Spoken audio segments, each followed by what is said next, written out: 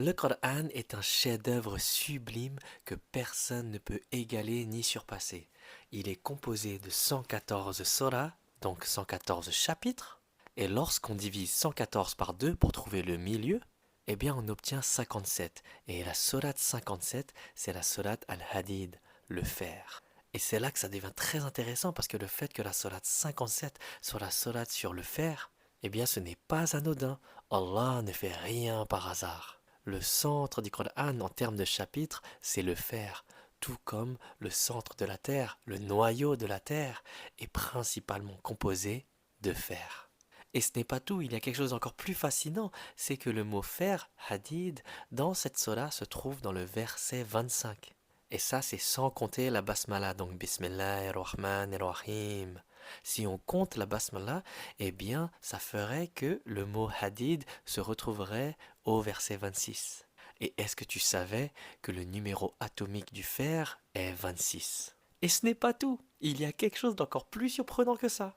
Est-ce que tu savais que l'alphabet arabe a une valeur numérique pour chaque lettre? Ceci est connu sous le nom de système Abjad. Et donc le mot hadid est composé de 4 lettres. Le ha, le dal, le ya et un autre dal. Et la valeur numérique du ha est 8. Celle du dal est 4, celle du ya est 10 et ensuite on a un autre dal et du coup 4 encore. Et lorsqu'on additionne 8 plus 4 plus 10 plus 4, eh bien on obtient 26, le même chiffre que le numéro atomique du fer. Et encore plus surprenant, c'est que la sourate, elle s'appelle sourate Al-Hadid, donc le fer, et elle est la 57e sourate.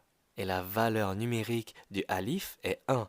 La valeur numérique du lam est 30 pour faire al. Et donc si on ajoute les valeurs numériques du al et de hadid, eh bien on obtient 31 plus 26, ce qui donne 57, le chiffre de la surah.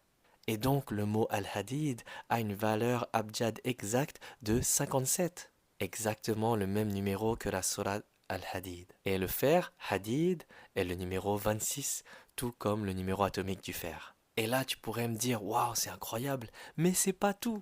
Allah mentionne le mot fer, hadid, 5 fois dans le Coran. Et dans ce verset-là, verset 25 de la sourate 57, c'est le seul moment où Allah parle du fer d'une manière différente. Allah nous révèle quelque chose de scientifique. Il nous dit « Et nous avons fait descendre le fer, dans lequel il y a une force redoutable, aussi bien que des utilités pour les gens. » Allah nous dit qu'il a fait descendre le fer.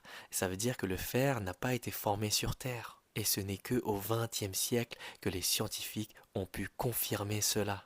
En 1957, les scientifiques ont démontré que le fer est formé à la fin de la vie des étoiles massives, dans les explosions de supernovas. Et c'est à travers ces explosions que le fer a pu descendre sur Terre. Mais Allah nous l'avait déjà révélé au 7e siècle, il y a plus de 1400 ans. Mais bien sûr, tout ce que je vous partage ne sont pas des preuves religieuses irréfutables.